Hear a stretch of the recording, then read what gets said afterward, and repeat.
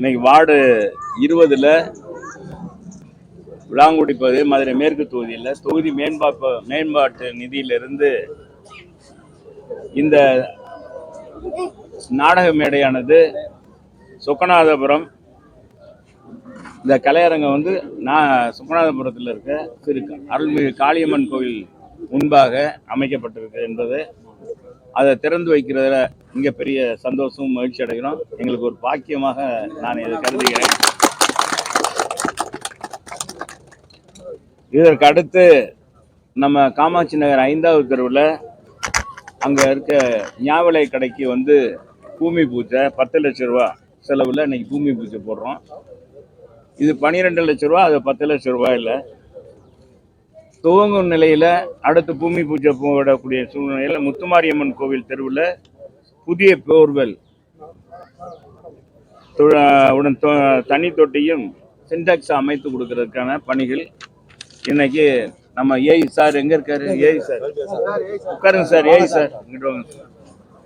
AI சாருடைய கையில் இருக்கு. அவருக்கு உடனே போட்டுருவோம். அதே மாதிரி இந்த ஆண்டு நம்முடைய தொகுதி மேம்பாட்டு நிதியிலிருந்து மேலும் வந்து பாரதியார் நகர் புதிய போர்வெல் உடன் இந்த தண்ணி தொட்டி அமைக்கிறதுக்கும் நிர்வாக அனுமதி கோரப்பட்டுள்ளது. காரல் மார்க்ஸ் வீதியில் ஞாபலை கடை கட்டுறதுக்கு 10 லட்சம் ரூபாயில் கேட்டிருக்கோம். இது வரைக்கும் நம்ம 20வது வார்டில் இந்த வார்டில் வந்து செம்பருத்தி நகரில் ஒரு பூங்கா, அழகிய பூங்கா அமைத்திருக்கோம். நடைபாதை பூங்கா என்னுடைய செலவில் என்னுடைய முயற்சியில் செஞ்சுருக்கோம். அதே மாதிரி அங்கன்வாடி காமாட்சி நகர், டெம்சி காலனி, பழைய விளாங்குடி, சொக்கநாதபுரம் 2வது தெருவு உள்ளிட்ட 4 இடங்களில் அங்கன்வாடி மையம் நம்ம இந்த 20வது வார்டில் மட்டும் 4 அங்கன்வாடி மையம் அமைத்திருக்கிறோம். சொக்கநாதபுரம் 2வது தெருவில் சமுதாய கூடம் கட்டி கொடுத்துருக்கோம். பழைய விளாங்குடி பகுதியில் இது பூரா தொகுதி மேம்பாட்டு நிதியிலிருந்து நியாய விலை கட்டி கொடுத்துருவோம். சொக்கநாதபுரம் 2வது தெருவில் கலையரங்கம், இதே மாதிரி ஒரு கலையரங்கம் அமைத்து கொடுத்துருக்கோம்.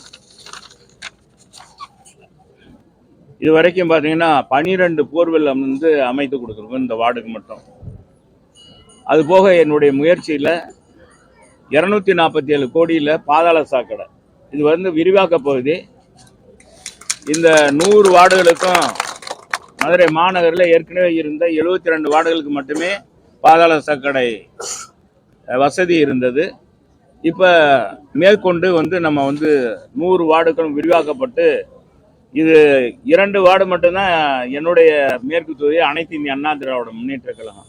மீதி முழுவதும் பார்த்தீங்கன்னா முழுக்க நம்முடைய இன்னைக்கு இருக்க வணிக வரித்துறை அமைச்சருடைய பகுதியில் அமைகிற 15 வார்டுகளுக்கும் அவருடையது. மீதி திருப்பரங்குன்றம் பகுதி இத்தனைக்கும் இப்போ வந்து பாதாள சாக்கடை அமைப்பதற்கு அண்ணன் மாண்புமிகு முதலமைச்சர் எடப்பாடி அவருடைய ஆணைக்கிணங்க நம்ம அன்றைக்கு இருந்த உள்ளாட்சித்துறையுடைய மேலான உதவியோடு இந்த பணிகள் மேற்கொள்ளப்பட்டிருக்கிறது. அந்த பணிகள்லாம் விரைவாக நடந்து கொண்டு இருக்கிறது, முடியும் தருவாயில் இருக்கிறது. அதே மாதிரி மதுரையினுடைய கனவாக இருக்கக்கூடிய மதுரை மக்களுக்கு வரப்பிரசாதம் இன்னும் 50 ஆண்டுகளுக்கு அடுத்த தலைமுறைக்கும் குடிநீர் பிரச்சனையே இல்லை என்ற வரலாற்றை படைக்கின்ற வகையில் புரட்சித் தலைவர் எம்ஜிஆருடைய 100ஆண்டு விழா மதுரையில் நடைபெறுகின்ற பொழுது மதுரை மாநகருக்கு முல்லை பெரியாறு அணையிலிருந்து 1296 கோடி, இன்றைக்கு 1500 கோடிக்கு மேலே போயிருச்சு. 1296 கோடியில் அமிர்த் திட்டத்தில் ஒவ்வொரு வீட்டுக்கும் இல்லத்தரசிகள் வீட்டை விட்டு வெளியே வர வேண்டியதில்லை, வீட்டுக்குள்ளேயே தண்ணி பிடிச்சிக்கலாம் அப்படின்ற அடிப்படையில் 82 மேல்நடை தொட்டி மூலமாக அனைத்து வசதியில் அந்த பணிகள் இப்போ நடந்து கொண்டு இருக்கிறது. நாங்கள் ஆட்சியில் இருந்திருந்த தொடர்ந்து இருந்தால் நிச்சயமாக 2023 டிசம்பர்லேயே நாங்கள் முடிச்சிருப்போம். இந்த ஒப்பந்தம் அப்படி தான் போடப்பட்டது.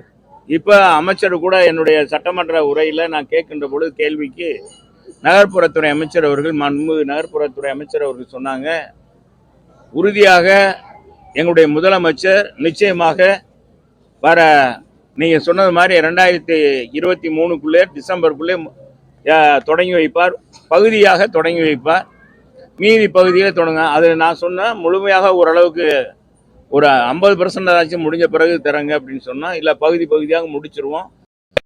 சொல்லியிருக்க அமைத்து கொடுத்துருக்கேன் என்பதையும் தெரிவிச்சுக்கிறேன்.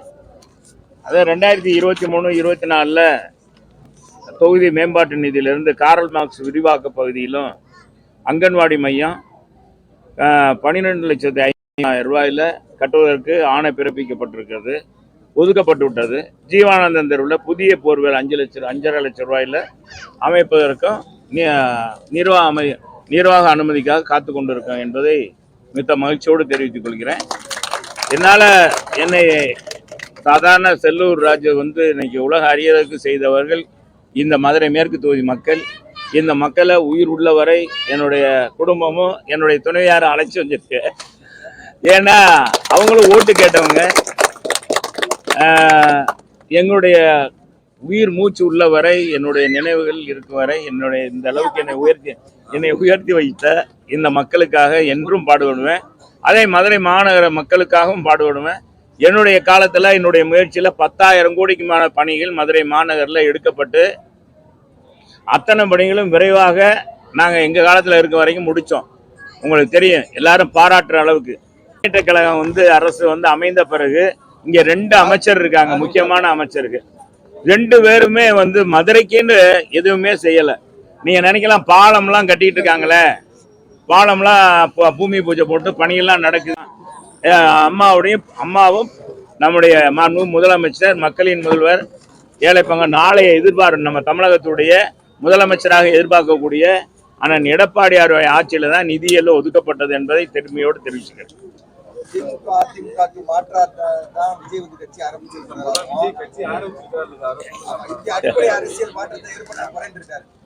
தம்பி, உலகத்தோட ஒரு சூரியன் தான். உலகத்துல சொல்லுங்க, உலகத்துல ஒரு சூரியன், ஒரு சந்திரன், என்ன தெரியுங்களா? ஒரு சந்திரன் தான்.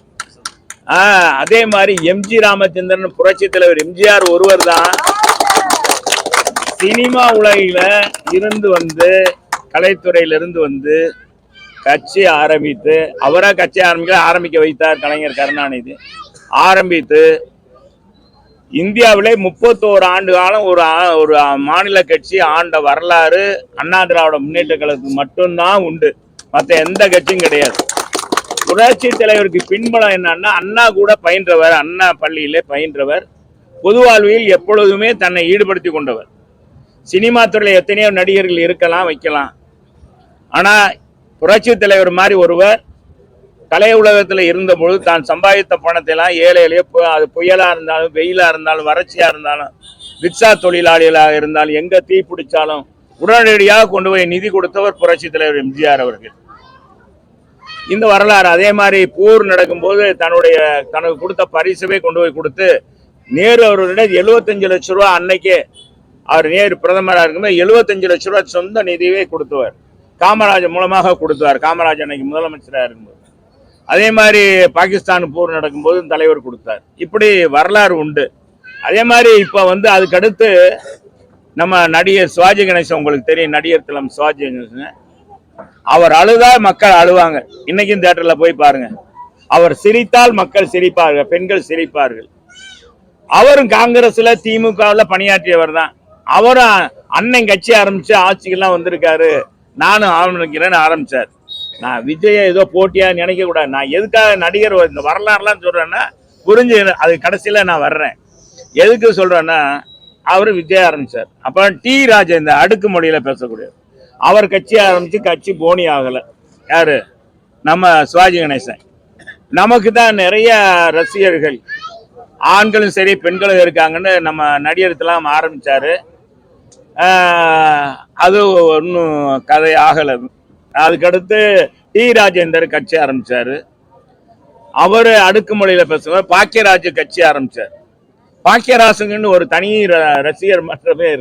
ரசிகர் வட்டாரமே இருந்துச்சு. புரட்சி தலைவரே தன்னுடைய கலை உலக வாரிசுன்னு கூட அறிவிச்சார்.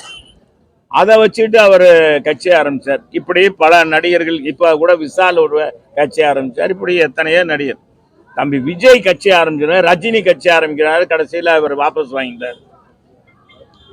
இருக்கிற சூழ்நிலை. அப்ப இதெல்லாம் பார்த்தா பின்புலம்லாம் பார்த்து ஏதோ சொல்லி நிப்பாட்டிட்டாங்கன்னு வச்சுக்கோங்க. என்ன சொல்றீங்க? இப்ப என்ன, தம்பி விஜய் ஆரம்பிச்சிருக்காரு. அவர் நோக்கம் வந்து இளைஞர். அவர் வந்து பொது வாழ்க்கையில உதவி செய்யணுன்ற மனம் இருக்கு, நல்ல மனம் படைச்சவர், இளைஞரா இருக்காரு. என்னை பொறுத்தளவுக்கு அவர் வந்து நான் வரவேற்றுக்கிட்டே இருந்தேன் அவரை, என்ன மாதிரி. இது வந்து அவர் ஒரு எல்கையை வச்சுக்கிட்டு தான் அவங்க யாருமே ஒரு கட்சி ஆரம்பிப்பாங்க. இப்போ எல்லாரும் இமயமலை போனால் எவரெஸ்ட் சிகரத்தில் ஏறிடுவோன்னு தானே போவாங்க. எல்லாரும் நான் அதை தாண்டிடுவேன்னு தான் நினைப்பாங்க. அது மாதிரி அவர் முயற்சி பண்ணுறாரு. அது மக்கள் கையில் தான் இருக்குது. ஆனால் அனைத்து இந்திய அண்ணா திராவிட முன்னேற்ற கழகத்துடைய பொதுச் செயலாளர் எடப்பாடியார் தான் வர 26 தேர்தல் நடந்தாலும், சட்டமன்றத்துக்கு எப்போ தேர்தல் நடந்தாலும் சரி, உறுதியாக முதலமைச்சர். அதில் மாற்று கருத்து எதுவும் இல்லை. இங்கே இருக்கிற மக்களே அது சாட்சி, மக்கள் வரவேற்கிற. இன்னைக்கு இந்த ஆட்சியை, திமுக ஆட்சி அப்புறப்படுத்தணுன்றதுல மக்கள் ஒரே முகமாக இருக்காங்க. அதுக்கு எடப்பாடியார் தான் சரி. 4 ஆண்டுகாலம் புரட்சி தலைவர் அம்மா வழியில் நல்ல ஆட்சி கொடுத்தவருப்பா. நம்மளை மாதிரி ஏழை குடும்பத்திலிருந்து வந்தவர் ஒரு முதலமைச்சராக இருக்காரு. இது மாதிரி ஏழைகளுடைய கஷ்ட நஷ்டம் புரிஞ்ச ஒரு முதலமைச்சராக வந்தார். நம்ம பிள்ளைங்களாம் மருத்துவ கல்லூரி படிக்கணும், அவங்களுக்கெல்லாம் செலவோடு, அந்த செலவே இல்லாமல் டாக்டர் வரணும்னு கையெழுத்து போட்டவர். நமக்கு இக்கட்டான சூழ்நிலாம் உதவணும்னு சொல்லி எல்லா மக்களும் இந்த 3 ஆண்டுகள் திமுக ஆட்சியில் நடந்த கையாளாகாத நிர்வாகம், மோசமற்ற நிர்வாகம், போதைப் பொருள் நடமாட்டம், விலைவாசி ஏற்றம், யாருக்கும் பாதுகாப்பு இல்லை. பெண் போலீஸில் இருந்து மாவட்ட கலெக்டர் வரைக்கும், விஓல இருந்து தாசில்தார் வரைக்கும் எல்லாமே இன்னைக்கு பார்த்தீங்கன்னா மிக மோசமாக இருக்கு. எல்லாருக்கும் இந்த அரசியல திமுக வந்து அல்வா கொடுத்துட்டாங்க. அரசு ஊழியர்களுக்கு, அங்கன்வாடி பணியாளர்லாம் காலமுறை ஊதியம் கொடுக்குறோம், நிரந்தர பணியாற்றுன்னு சொன்னாங்க. இது மாதிரி தற்காலிக பணியாளர் அனைவரையும் நாங்கள் நிர்வாகம் பண்ணி சொன்னாங்க. எதையுமே செய்யாதனால இந்த ஆட்சி மேலே வெறுப்பில் இருக்காங்க மக்கள். அதனால இந்த ஆட்சியை அப்புறப்படுத்த வர நாடாளுமன்றத்தோடு ஒரு முன்னோடியாக அமையும். நீங்கள்லாம் நினைக்கலாம் என்ன கூட்டணி இல்லைன்னு. கூட்டணியை பற்றியே நாங்கள் கவலையே படுறதில்லை. அண்ணா திமுக என்னைக்கும் கவலைப்பட்டதில்லை. அடுத்தவனை நம்பல, என் தன் கை தான் தனக்கு பலம். எங்க தொண்டர்கள் பலம் இருக்காங்க. அம்மா காலத்துல, தலைவர் காலத்துல எல்லாம் தொண்டர்கள் கம்மி. அம்மா காலத்துல 1.5 லட்சம் பேர், இன்னைக்கு 1,50,00,000 பேர். அம்மா காலத்துல 1,50,00,000 பேர். இன்னைக்கு 2 கோடி பேர் இருக்கோம். 2 கோடிக்கு மேற்பட்ட தொண்டர்கள் இருக்காங்க. இதுக்கெல்லாம் காரணம் இளைஞருக்கு பெருவாரி எங்க கட்சிக்கு வந்திருக்காங்க. அதுக்கு காரணம் அம்மாவும் அண்ணன் எடப்பாடியார் தான். மடிக்கணி கொடுத்தாங்க, சைக்கிள் கொடுத்தாங்க, மகளிருக்கான மானிய விலையில ஸ்கூட்டர் கொடுத்தாங்க. பெண்களுக்கு பார்த்தீங்கன்னா கர்ப்பிணி காலத்தில் 18,000 ரூபா கொடுத்தாங்க. பிரசவ காலத்தில் குழந்தை பிறந்த உடனே அம்மாவுடைய பரிசு பட்டம் கிடைச்சது. 1 ரூபாய்க்கு தயிர் சாதம், 3 ரூபாய்க்கு சாம்பார் சாதம், 5 ரூபாய்க்கு சாம்பார் சாதம், 3 ரூபாய்க்கு அப்படின்னு சொல்லி கொடுத்தாங்க. ஒரு பார்த்தீங்கன்னா ஒரு சப்பாத்தி 2 ரூபா, 1 ரூபாய்க்கு 3 ரூபாய்க்கு தயிர் சாதம், 5 ரூபாய்க்கு சாம்பார் சாதம்னு கொடுத்தாங்க. அம்மா உணவும் கொடுத்தாங்க, அம்மா மினி கொடுத்தாரு. இப்படிலாம் கொடுத்ததுனா இளைஞர்கள் ஒரு நம்பிக்கைக்குரிய கட்சியாக அதிமுகவை பார்க்குறாங்க. அதனால அதிமுக தான் அடுத்த ஆளும். நாங்கள் நீங்கள் கூட்டணி இல்லைன்னு இந்த ஊடகங்கள்லாம் வருத்தப்பட வேணாம். வந்தால் சேர்த்துக்கிறோம், வந்தாலும் நாங்கள் தான் தூக்கிட்டு போனோம், வந்தால் தான் எங்களை கூட்டிகிட்டு நாங்கள் தான் அழைச்சிட்டு போனோம். அதனால எங்களுக்கு என்ன பலம், எங்களுடைய சுய பலம் தான். மக்கள் கையில் இருக்கு தலைவா. இதெல்லாம் இன்னைக்கே தானே, இன்னைக்கு இன்னும் அவர் இப்பதான் சொல்லியிருக்காரு. இன்னும் ஆரம்பிச்சா அவர் கொள்கை என்னன்றது இப்ப நேற்று ஒரு சில இதை கோழுகிட்டு காமிச்சிருக்காரு. இந்த பாருங்க, நாத்தாவை பாருங்க, இந்த பாருங்க, அந்த தங்கச்சி சொல்றது பாருங்க. இல்ல தலைவரே, எல்லாரும் அப்படிதான் தம்பி சொல்லுவாங்க. இப்ப வந்தவெல்லாம் என்ன சொன்னாங்க, எல்லாம் கட்சி ஆரம்பிச்செல்லாம் என்ன சொன்னாங்க, பாக்கியராஜ் கூட சொன்னாரு, நான் தான் உண்மையான எம்ஜிஆர் வாரிசு, அதனால நான் தான் கட்சி, என்னுடைய கட்சி தான் வரும். இந்த சொல்லிட்டாங்க.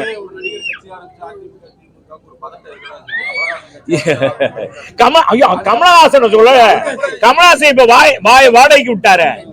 உங்களுக்கு தெரியாதா செல்வகுமார் அவர் என்ன சொன்னாரு? மதுரையில தான்ப்பா கட்சி தொடங்கினாரு. நம்ம செல்வகுமாருக்கு நன்றி சொல்லணும்ப்பா. மதுரையில கமலஹாசன் நன்றி. அவரு உலக நாயகன், அதுல நாங்க மாற்று கருத்தே இது இல்லை. சிவாஜி கணேசனுக்கு அடுத்து அப்புறம் சொல்லுத்தா 150 ரூபா 150 ரூபா அரிசி விற்கிதான்ப்பா. அத இங்க பாருங்க, இது நான் இந்த கமலஹாசன் சொல்லிக்கிறேன் இருத்தா கொஞ்ச நேரம் பொறுத்தா. அது என்ன, மக்கள் நீதி மையம் வரும் சார். கொள்கை என்ன? ஊழலை ஒழிப்பேன், நாட்டில் தமிழ்நாட்டில் மக்களுக்கெல்லாம் நீதி கிடைக்கிற மாதிரி நான் வந்து கட்சி ஆரம்பிச்சிருக்கேன்.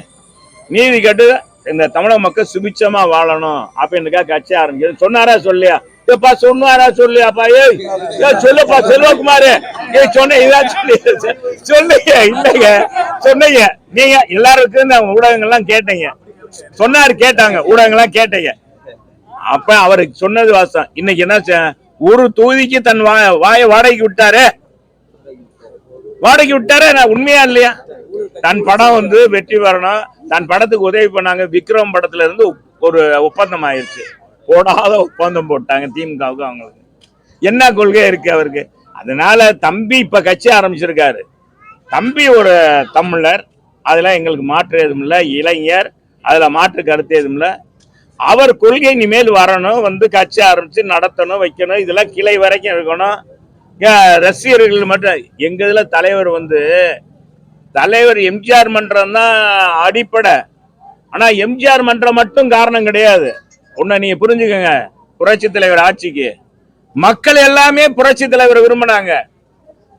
அவர் வர்றான்னா 12 மணி நேரம் 20 மணி நேரம் காத்து கடமாங்க. சோத்த கட்டிக்கிட்டு அப்பெல்லாம் போய் வண்டி கட்டி கொண்டு போய் உசிலம்பட்டி திண்டுக்கல் இடைத்தேர்தல் எல்லாம் போய் காத்து கிடந்தாங்க, முதல் நாள் இருந்து அடுத்த நாள் வரைக்கும்.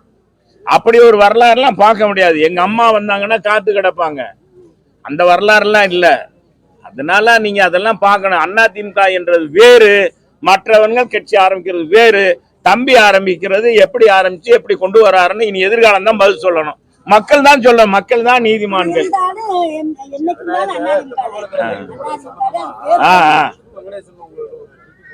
ஆமா,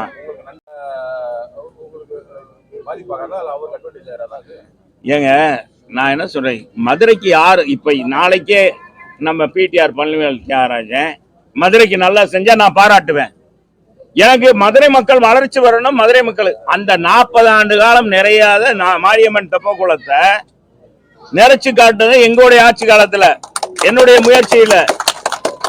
ஏவி பிரிட்ஜ் அருகாமையில 20 கோடி ரூபாய்க்கு அண்ணன் எடப்பாடியார் தடுப்பணை கட்டி, அப்புறம் அதுல கழிவு நீர் எல்லாம் கலக்கும்னு சொன்னதுனால, அன்னைக்கு இருந்த முதன்மை பொறியாளர் சொன்னதுனால 1 கோடி ரூபாய் எக்ஸ்ட்ரா நாங்க முதலமைச்சர் கொடுத்தாரு. கொடுத்து கழிவு நீரே கலக்காத அளவுக்கு தண்ணியை கொண்டு போய் அங்க ஒரு பில்டர் மாதிரி இருக்கு. திருமல் நாயக்கர் மன்னர் காலத்திலே அது உருவாக்கி இருக்காங்க. 3 இடத்துல நல்ல தண்ணி மட்டும்தான் கீழே போகணும், மண்ணெல்லாம் கீழே போயிடக்கூடாதுன்னு திருமல் நாயக்கர் காலத்திலே, அவர் காலத்திலேயே உருவாக்குனது. 400-500 ஆண்டுகளுக்கு முன்னால 400 ஆண்டுகளுக்கு முன்னால உருவாக்குன அந்த இடத்துல பாத்தீங்கன்னா நாங்க பில்டர் எல்லாம் அமைச்சு நல்ல தண்ணி போய் இருந்துச்சு, நிறைஞ்சுக்கிட்டு இருக்கு. இன்னைக்கு நிறைஞ்சுக்கிட்டு இருக்கு. அது இன்னைக்கு மதுரையினுடைய மெரினாவாக இருக்கு. நான் முதல் கூட்டத்திலே உறுப்பினராக போய் பேசும்போது நம்முடைய விளம்பரத்துறை அமைச்சர்கிட்ட சொன்னேன், செய்தி விளம்பரத்துறை அமைச்சர் அவர்கிட்ட சொன்னேன், மதுரைக்கு இந்த மாதிரி மதுரை மக்களுடைய நீண்ட நாள் கனவு பொழுதுபோக்குக்காக தெப்பக்குளத்தை நிறைச்சிருக்கோம். நாங்க உங்க காலத்துல ஒரு லேசர் ஷோ போடுங்க, மக்களுக்கெல்லாம் ஒரு சிறப்பா இருக்குன்னு சொன்னா, அது போடவே இல்லை. இன்னும் வருதுன்றாங்க, இன்னும் வரல. இப்ப திருச்சியில கூட போட்டிருக்காங்க, அது போடல. இப்ப அந்த லைட்டு அதை பாக்குற மக்களுக்கு வெளிச்சம் வேணுன்றதுக்காக நம்ம நாடாளுமன்ற உறுப்பினர் வெங்கடேஷ் லைட்டு போட்டிருக்காரு. அதை பார்த்தேன், எல்லாருக்கும் மக்களுக்கு வெளிச்சமா இருக்கு. என்னத்தா நல்லா செஞ்ச பாராட்டணும்லப்பா. ஏன்னாப்பா மதுரைக்காரனுக்கு அதுதானப்பா தெரியும். எங்க மதுரைக்காரங்க வெள்ளுந்தியான மனசுக்காரங்கப்பா, நாங்க பாராட்டுறோம். அது மாதிரி எங்களையும் அவர் பாராட்டி இருக்கணும். இந்த மாதிரி எல்லாம் தண்ணி எல்லாம் கொண்டு வந்தாங்க அப்படின்னு பாராட்டினுங்க. தம்பிக்கு அந்த மனசு இல்ல. சரி, எங்களுக்கு மனசு இருக்கப்பா, நாங்க பாராட்டணும். இதை வச்சு இல்ல, நாளைக்கு வணிக வரித்துறை அமைச்சரே மதுரைக்கு ஏதாச்சும் 600 கோடி இல்ல டைட்டில் பார்க் வரும்னு தங்கம் தென்னரசு சொன்னாரா இல்லையா? அதை அறிவிச்சாங்க. மெட்ரோ ட்ரெயின் வரும்னாங்க. தங்கம் தென்னரசு அவருக்கு சொன்னாங்க தொழில்துறை அமைச்சராக இருக்கும்போது. அண்ணே நான் சொன்னேன், அண்ணே தம்பி தங்கம் தென்னரசு அவர்கள் மதுரைக்கு ஒரு தொழில் கொண்டு வந்தீங்கன்னா உங்களை ஆகா ஓஹோ என்று மதுரை மக்கள்லாம் அங்க பாராட்டுவாங்க அப்படின்னு சொன்னேன். என்னை பாராட்ட வேணாம், அண்ணன் ராஜண்ணை பாராட்டினா போதும், உறுதியாக எங்க முதலமைச்சர் தொடங்கி வைப்பார்னு சொல்லி ஒரு வருஷம் இப்ப அவர் அமைச்சர் பதவியே மாறி போயிடுச்சு. அதனால யாரு செஞ்சாலும் மதுரை மக்களுக்கு நல்லது செஞ்சா நாங்க பாராட்டுவோம். அவருக்கு போன் பண்ணி செல்ல போட்டு அவர் தொடர்பு கொண்டு, ஐயா தம்பி லைட்டு போட்டிருக்கீங்க, நல்லா இருக்கு நான் சகோதரர் அப்படின்னு, அனைய ரொம்ப மகிழ்ச்சின்னு சொன்னார். அவருடைய பெண் தன்மையை அந்த இதுல காமிச்சிருக்காரு. அதெல்லாம் ஒண்ணும் இல்லை, இதுக்கு அரசியலுக்கு கம்ம இல்லை, இத மதுரை மக்களுக்கு செஞ்சதுதான். என்ன அவர் வந்து பொதுவெளியில பண்ணும்போது அவருக்கான கிரெடிட்டா தான் பாக்குறாங்க, அவருக்கான வாக்கு நான் தான் சொல்லிட்டேன், என்னுடைய விளக்கத்தை சொல்லிட்டேன்.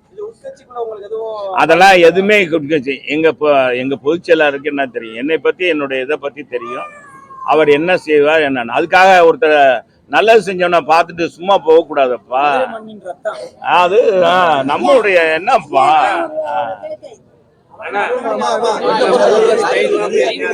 எங்க எழுத்துல தானே வருது. நம்ம முதலமைச்சர் சொல்லுங்க, என்ன சீனி சக்கர சித்தப்பா எழுத்துல நக்கப்பான்னு சொல்ற நம்ம முதலமைச்சர் தான் இந்த வார்த்தையை சொன்னார். சும்மா எழுத்துல இருந்து என்ன செய்ய, ஏற்கனவே துபாய்க்கு போனாரு, இன்னும் எந்த முதலீடு வந்து எத்தனை ஆயிரம் பேர் வேலை பார்க்கறாங்க தொழிலாளர்கள். லூலு மகால் வருதுன்னு சொன்னாரு, இன்னைக்கு வருஷம் என்ன ஒரு 2 வருஷத்துக்கு மேல ஆகி போச்சு, இன்னும் லூலு மகால் வரல, எதுவும் வரல. எத்தனாயிரம் பேருக்கு வேலை கிடைக்கினாங்க, ஒன்றும் வரல. இப்போ அங்கே உலக முதலீட்டார் மாநாட்டு இப்போ தானே நடத்தினார் முதலமைச்சர், தமிழ்நாட்டில் தானே நடத்தினாரு. எல்லா உலகத்துல இருந்து, அப்போ ஸ்பெயின் இதுல இருந்து ஜெர்மன்ல இருந்து வரலேன்ட்டாங்களா? நீங்கள் அங்கே வந்தால் தான் நாங்கள் ஒப்பந்தம் போடுவோம்னு சொன்னாங்களா? என்னமோ அது ஒரு நம்ம ஏற்கனவே சொல்லியிருக்காரு, டாக்டர் கலைஞர் ஒரு கலை உலகத்தில் வந்தவர், நம்ம முதலமைச்சர் கலை உலகத்தில் வந்தவர், நம்ம இப்போ இருக்க உதயநிதி ஸ்டாலின் கலை உலகத்தில் வந்தவர். அதனால நடிகர்கள் அதில் என்னமோ ஒரு நாடகம் தான், அது ஒரு அரங்கமாக கூட இருக்கலாம். சார், இப்ப திரும்ப விஜய் இருக்கு அப்படின்ற மாதிரி திமுக தரப்புல தான் அதிகமா வந்து எதிர்ப்புகள் இருக்கு விஜய்க்கு, அதை எப்படி சார் பாக்குறீங்க? ஏன்னா இப்ப நீங்க ஒண்ணு நல்லா கரெக்டா நல்ல கேள்வி கேட்டிருக்காரு. ஏன்னா திமுக இந்த இளைஞர்கள்லாம் ஏற்கனவே திமுகவில் இருந்தவங்க, நிறைய ரசிகர்கள் விஜய் ரசிகர்கள்லாம் திமுகவில் இருந்தவங்க, அவங்க எல்லாம் இப்ப கட்சி ஆரம்பிச்சோன்னா தனி கலங்கன்னு போயிருவாங்களே, இருக்கிறதும் போயிருமே, கூடாரம் காலி ஆயிருமேன்னு ஒரு வருத்தத்துல போட்டுருக்காங்க, அவ்வளவுதான்.